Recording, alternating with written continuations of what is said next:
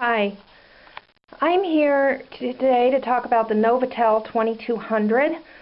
Most of you know, if you've seen my other videos, about how badly Centurylink screwed me over, and I just can't even bring my heart to, rent another place that's supposed to be serviced by them. I just don't even trust them that much, and I'm right in doing that. There's just no way that I could depend on them providing service to a place that I move into, even if they say they're gonna, or if they do provide it in the beginning, that they're going to continue to provide it a month down the line.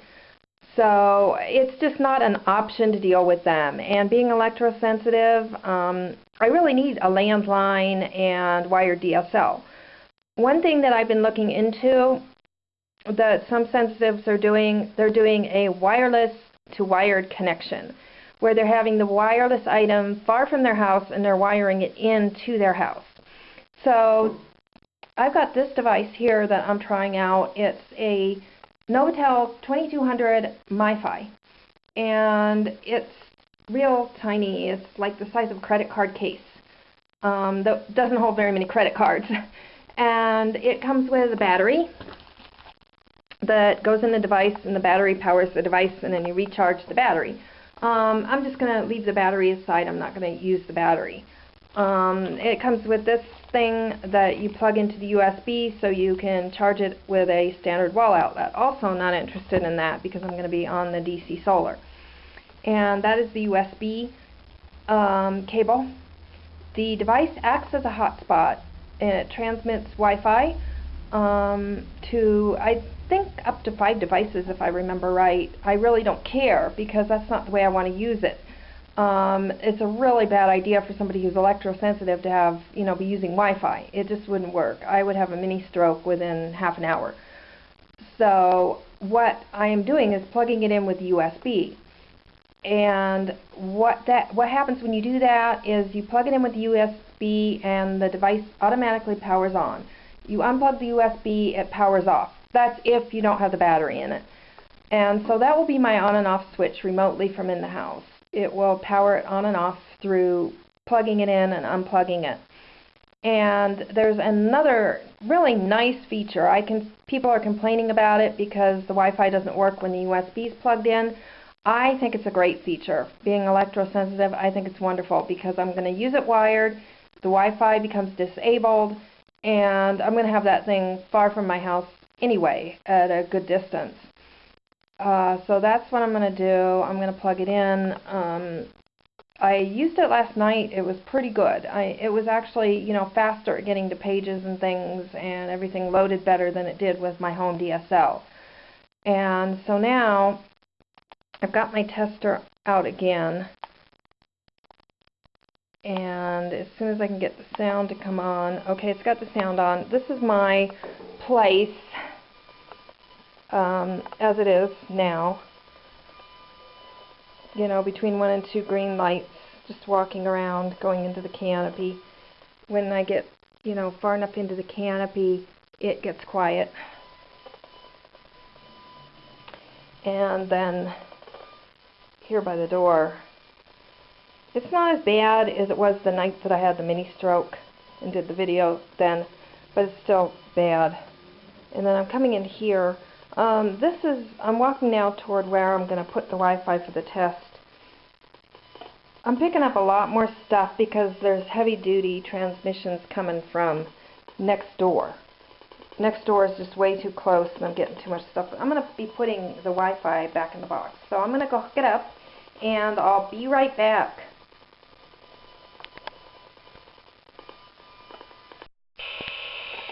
Hi. I have the device plugged in now, and you can see near the device, it's basically about the same transmission on my meter as a cell phone. It's a lot like a cell phone. As you see, when I back up, it improves greatly, but it's still really, really, really bad. So I'm going to go down this cable.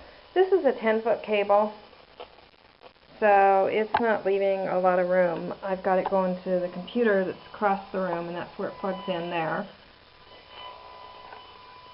And now I'm outside of that room. It's better. And as I get near the canopy, still worse. Still worse. But not that much worse. And now if I get into the canopy, like at the edge of the canopy it's worse, but if I get back in here, it's a lot better getting back in here. So now, as far as what it does on the computer, as far as using it, I'm going to zoom in a little bit. At the computer, I have about 4 bars out of 5 as far as service goes. I'm here on Amazon showing the device. This happens to be one set up for Virgin Mobile. I'm using Verizon. There's a lot of complaints about this. It doesn't have very many stars, basically because it really heats up with the battery in it. And reading all these reviews has really been absolutely wonderful. It takes days to read all those reviews, but it has kind of taught me things I could do, like take the battery out and use it the way I'm using it. It kind of let me know, you know, is it going to meet my needs and how do I use it to meet my needs? So reading the reviews was time well spent. And so what I'm going to do now is I'm going to YouTube. I'm going to reload YouTube, you know, go to the main page. And I'm going to pick a video, click on a video, and just see how it plays. Show you what it does. My Centurylink, it tends to be kind of slow and choppy and doesn't play very well. It's really, really poor as far as playing. So let's see settings. I'm trying to do settings to try to show where it's at. It doesn't really seem to have settings. Usually there's settings where you can choose how many pixels. Oh, there it is. There's the little dial, settings. It's on 480 pixels right now.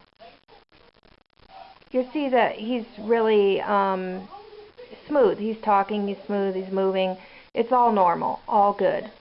On mine, okay, now it's at 360. I guess it went down to 360 because that's the optimum. On mine, I got to do it like at 144 or 240. Let's try 720 and see what that does. It's probably going to have to take a while to load. There's no reason to really watch a video at 720. See, this one's kind of hanging up a little bit. This is hanging up a little bit. I could never get this far. This is how like a normal video plays for me. So this is definitely an improvement as far as speed. So now let's go back down to the 480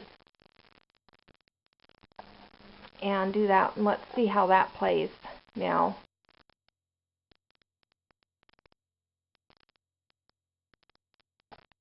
Doesn't want to seem to do the 480 very well. Let me try to redo it. I think the 720 was too much. The other night I tried one slowly at that and it seemed to do okay. But it didn't do so great just now, the 720. Okay, here it is. And it's at auto 480. See, it's playing now. You know, it's going pretty smooth. You can see his motions, they're pretty smooth. You know, it's not really getting hung up, except he's getting hung up. He's having a hard time getting that thing on. But the video itself, it's playing pretty smoothly and it's going pretty smooth. So you've got an idea, you know, how it plays the video. Now, I've got a speed test page. I'm going to start the speed test. It's had some really slow speed test speeds, but yet I find pages loading faster than they are at home. And, you know, as far as the DSL that I have. So I don't think that the DSL is that great of a speed. And you probably can't see in the video, but it says Server Tokyo. And the main reason it says that is I purposely plugged in the VPN, and I had the VPN set to like Australia, so it would be halfway around the globe, where it's day here, it's night there. So it's really, really far, because you tend to get less good service. The further the server is that you connect to, the worse connection you have. So I'm kind of taking it at the worst, you know, case scenario. Alright, yesterday I tested it, came out 221. Today it came out 333 megabytes. So that's pretty good considering 3G is not the, ultimate. It's going to do the job. It's going to be, home internet for browsing the net, some videos, and some odds and ends occasionally. So it's going to work for, doing the things I need to do. I also noticed that when I get to these sites that are heavy with pop-up windows, it doesn't tend to freeze the browser. I don't have to shut the browser down. I just can close the windows and with no freezing. So this is basically in a nutshell. It's really not a perfect scenario at all by any stretch. It's not perfect, but it does kind of do the job. I'm only at like 3 bars right now. That's all I've got right now. So it's going to be a lot slower. You can see if I zoom in, maybe you'll be able to see it. It did actually pull up the YouTube page. I mean, you see the connection, all the bars, it has a choice, and it's, its connection is kind of raunchy right now. But it's 2 bars. Let's see if it loads her. It's 2 bars.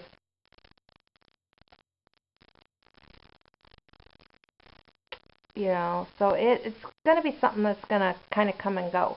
If you've heard about mobile internet, it's not the most fantastic thing on the planet. It is loading stuff, though. So what can I say? I can't complain. So it does load videos, and it does, load the pages.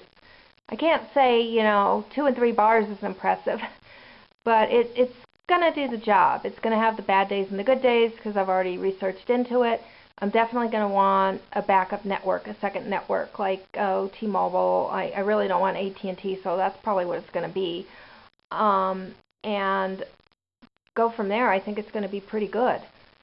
So I think it's going to meet the needs.